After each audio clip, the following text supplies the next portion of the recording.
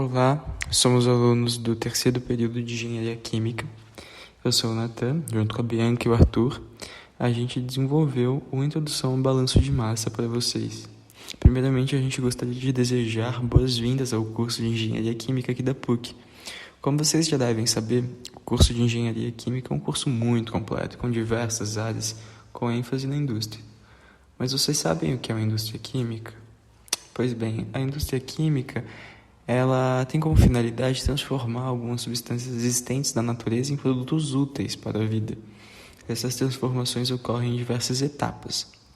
Daqui para frente, dentro da faculdade, estágios e afins, vocês vão lidar com muitos processos químicos e industriais.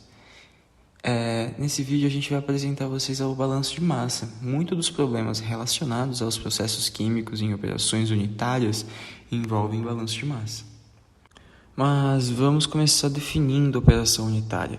Dentro de uma indústria química, a obtenção do produto desejado a partir da matéria-prima é feita por uma série de etapas de processos, Uma operação unitária é uma das etapas desse processo. A gente tem processos de escoamento de fluidos, como transporte de fluido, filtração, fluidização sólida. A gente também tem processos de transferência de calor, como evaporação, condensação. A gente tem processos de transferência de massa, como absorção gasosa, destilação, extração, adsorção, secagem. Temos processos termodinâmicos, como liquefação gasosa, refrigeração. E temos processos mecânicos também, como transporte de sólidos, trituração, peneiramento e separação.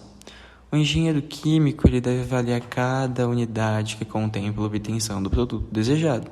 A ferramenta principal de análise de cada operação é chamada balanço de massa. O balanço de massa, propriamente dito, é a aplicação da lei de conservação de Lavoisier. Vocês já devem ter escutado aquela frase: na natureza nada se cria, nada se perde, tudo se transforma. E cabe a nós, engenheiros químicos, de forma analítica, avaliar cada operação unitária e saber o que houve com a massa do processo analisado. Essa análise permite ao profissional dimensionar de forma precisa reatores de uma fábrica, avaliar se há perdas, saber quanto dos reagentes foram usados na obtenção do produto, qual a eficiência e seletividade dos processos, entre outras inúmeras coisas. Dentro dos desafios e ferramentas da engenharia química, a gente propôs trazer a vocês o balanço de massa exemplificado na indústria petrolífera, mais especificamente nas refinarias de petróleo. Mas antes de entrarmos dentro das refinarias, veremos mais alguns conceitos importantes explorados pela química que vão ser necessários para um bom entendimento dos processos que serão mostrados a seguir.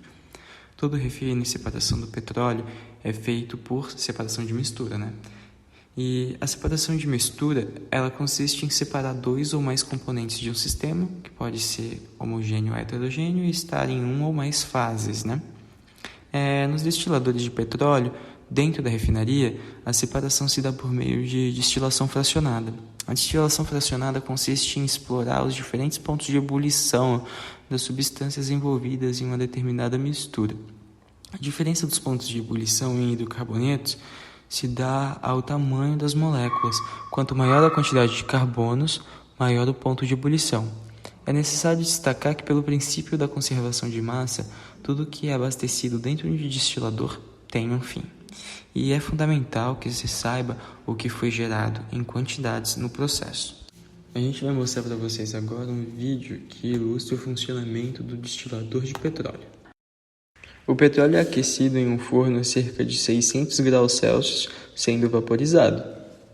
O vapor produzido é enviado para a torre de fracionamento ou coluna de destilação, que é um tubo vertical formado por bandejas horizontais dispostas umas sobre as outras e com diferentes temperaturas. A temperatura das bandejas inferiores são mais elevadas do que a temperatura das bandejas superiores.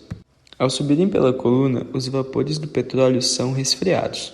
Quando uma fração desses vapores atinge uma bandeja com temperatura menor do que a sua temperatura de ebulição, ocorre a condensação dos vapores e o líquido resultante é retirado da coluna.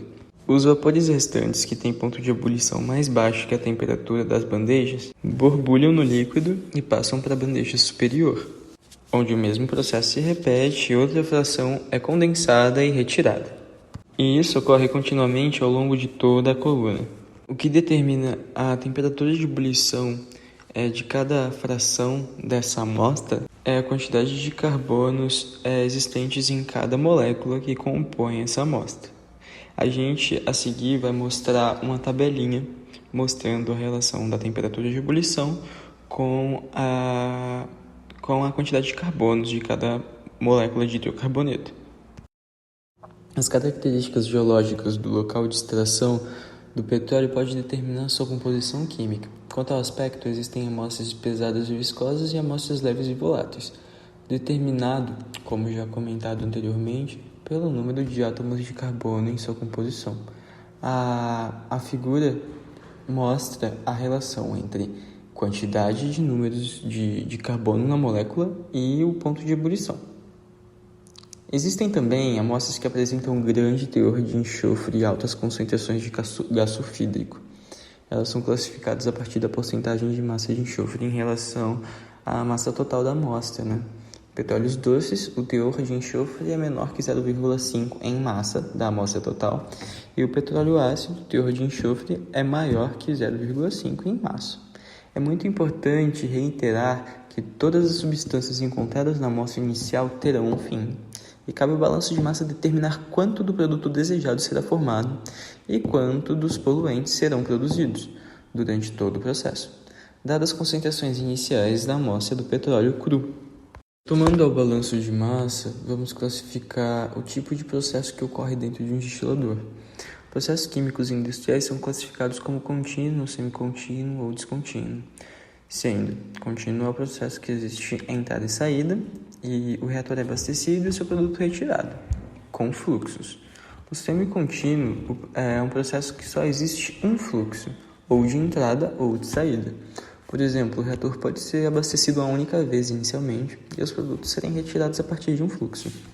Processos descontínuos ou de batelada, o abastecimento do reator acontece uma única vez, sem existência de um fluxo contínuo e a retirada dos produtos também. Ainda classificando os tipos de processo, existem os processos estacionários e os processos transientes. Os estacionários são aqueles cujas propriedades não se alteram. Suas propriedades são constantes e sem presença de acúmulos, ou seja, são processos com fluxos, os quais as entradas são iguais às da saída. Os transientes são aqueles cujas propriedades podem se alterar com o passar do tempo, ou seja, podem existir acúmulos e afins. Na maioria das colunas de destilação, o petróleo é abastecido uma única vez, e o produto da reação, que são os vapores condensados, são retirados em fluxos. Então, a gente pode classificar ele como um processo semicontínuo e transiente. Semicontínuo porque existe apenas um tipo de corrente de saída, abastecido uma única vez, e transiente porque existe um acúmulo negativo. E existe também um balanço de massa computacional. Existem softwares de computador que auxiliam no balanço de massa. É possível o engenheiro químico responsável pelo refino saber, dada uma amostra do petróleo, quanto, em porcentagem de massa, ele conseguirá obter de acordo com as temperaturas de aquecimento do petróleo. O gráfico que está sendo apresentado é uma relação entre o ponto de ebulição dos componentes da amostra em função da porcentagem de massa. A tabela a seu lado é o relatório emitido a partir do gráfico pelo mesmo software. Esse gráfico aplica os conceitos de balanço de massa de forma computacional. O software SIMDIS auxilia ao engenheiro a relacionar as concentrações iniciais de uma dada amostra. A partir desses resultados, é possível determinar quais os produtos esperados e as quantidades dentro da etapa de destilação, tendo em vista que se espera obter de um processo. Cabe ao engenheiro químico também dimensionar uma planta industrial que consiga atender às necessidades da indústria de forma econômica e precisa. O balanço de massa permite também que o engenheiro dimensione as quantidades de poluentes que seu processo possa vir a emitir. E é de grande valia que o engenheiro saiba lidar com os produtos indesejados de maneira ética, sustentável e que seja economicamente viável.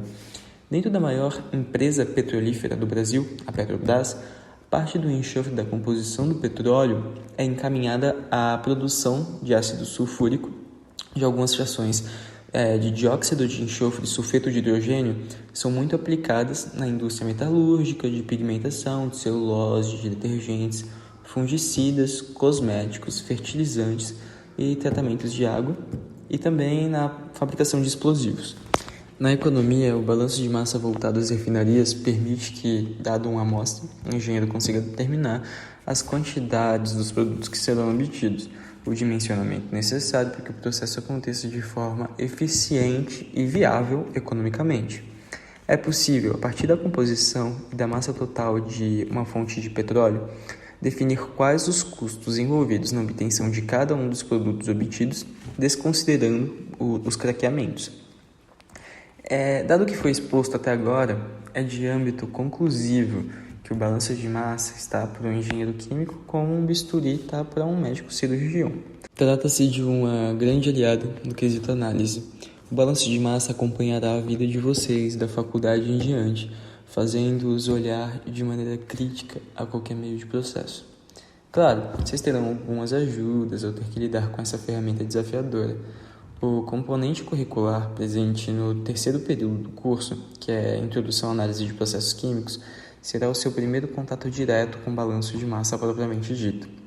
Gostaria de agradecer pela atenção, espero que tenham gostado e gostaria de parabenizar vocês por essa nova etapa na vida profissional, acadêmica. Desejo a cada um de vocês muito sucesso e que vocês se divirtam com os desafios que estão por vir, tá? E é isso, gostaria novamente de desejar as boas-vindas. E nos veremos em breve, nos vemos por aí.